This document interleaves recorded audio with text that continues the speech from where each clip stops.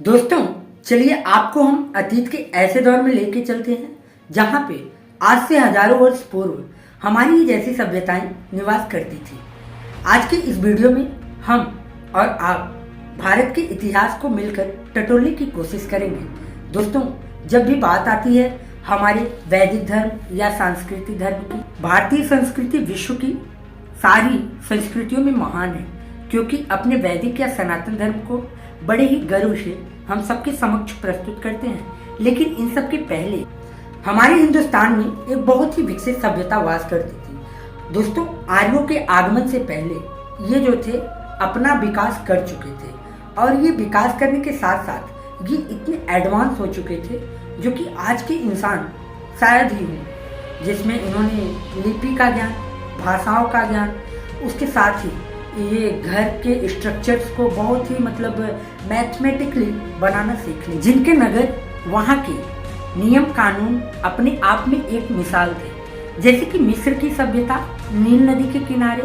Mesopotamia की सभ्यता तलजा एवं फर्ज नदी के किनारे पाई गई। वैसे ही सिंधु सभ्यता सिंधु नदी के किनारे पाई गई, जिसे हम इंडस सिविलाइजेशन कहते हैं। तो दोस्तों, चलिए हम आपको रूबरू कराते हैं आज से लगभग 5000 से 6000 वर्ष पुरानी सभ्यता के बारे में। एक ऐसा शहर जो कि हजारों साल पहले जमीन के नीचे दफन हो चुका है और अब पुरातात्विक खुदाई में एक के बाद एक काफी ऐतिहासिक जो तथ्य हैं वो सामने निकल कर आ रहे हैं। The Indus civilization. We try to understand the Indus Valley civilization which existed. तो हाय दोस्तों, मेरा नाम है आदर्श और आप देख रहे हैं यूनिवर्सिटी ऑफ इंडिया। तो दोस्तों, चलिए शुरू करते हैं। दोस्तों, 1826 में सर चार्ल्स मैनसन नाम के एक अंग्रेज शख्स भारत के उत्तर पश्चिमी तट पर दौरा कर रहे थे। तो उसने वहां हड़प्पा क्षेत्र के नीचे दबे पुरातन अवशेषों की जांच की और सन 1842 में सारी घटनाओं को दुनिया के सामने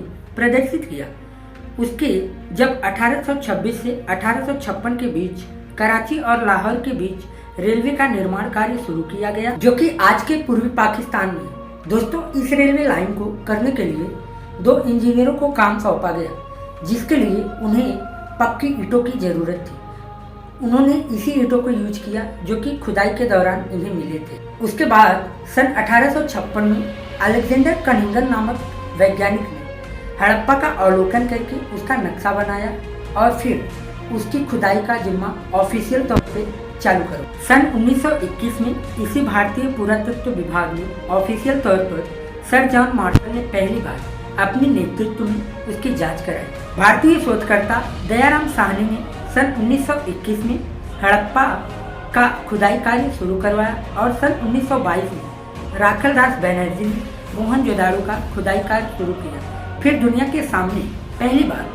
सिंधु सभ्यता उजागर। इस खुदाई के दौरान लगभग 1500 नगरों की खोज हुई, जिसमें से भारत में 925 और वहीं पाकिस्तान में लगभग 575 और उसके साथ अफगानिस्तान में 2 नगर पाए गए।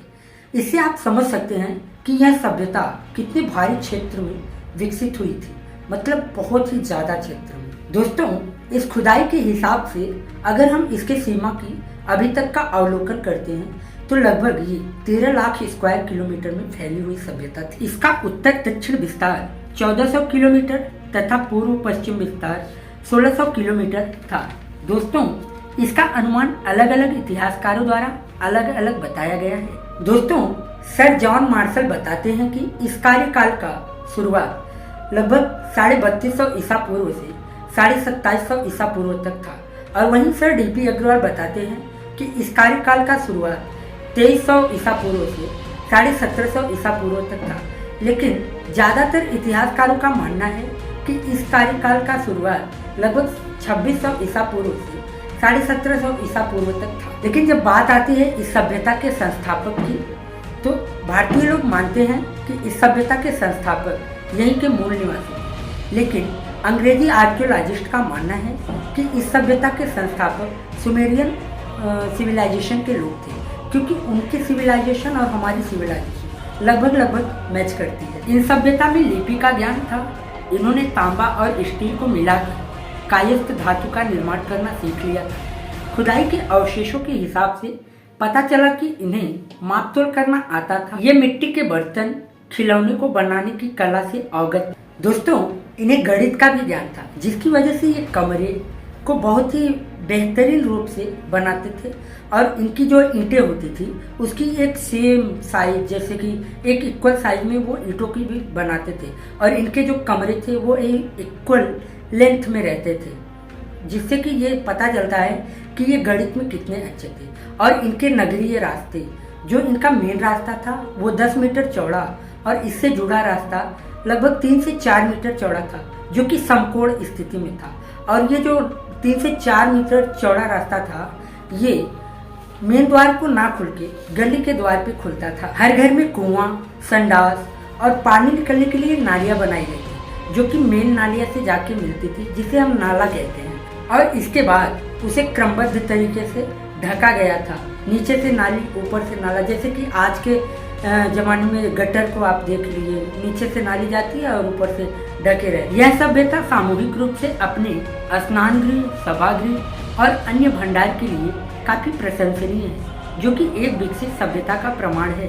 दोस्तों, खाने पीने के लिए वही सामान यूज करते थे जो हम आज के ज़माने में करते हैं, जैसे कि गेहूँ, जौ, तिल, खरबूजा, तरबूज, काजू, किशमिश, अन्य चीज। और गहने में पहनने के लिए जैसे हाथी के दांत, सोना, चांदी, तांबा, कायस्थ, ऐसे अन्यत्र चीज़ों का ये इस्तेमाल करते हैं। हम आपकी जानकारी के लिए बता दें कि इनकी इस सभ्यता में ऐसी कोई चीज़ नहीं पाई गई जो कि लड़ाई का प्रमाण देती हो, जैसे कि अस्त्र शस्त्र, कुछ ऐसी चीज़ें जो कि लड़ाई के लिए यूज होती हो। तो इससे ये पता चलता है कि ये सभ्यता कितनी शांतिप्रिय ढंग से रहती थी और ये केवल अपने व्यापार में और अपने शांतिप्रिय लोगों के बीच में रहने के लिए काफ़ी अच्छी सभ्यता थी, जो कि अपने रोजमर्रा की जिंदगी में खुश थे। तो दोस्तों, इसी शब्दों के साथ मैं अपने वाणी को विराम देने की चेष्टा करता हूँ और साथ ही साथ मैं अगले दूसरे पार्ट में मोहनजोदाड़ो सिविलाइजेशन के बारे में बात करूँगा।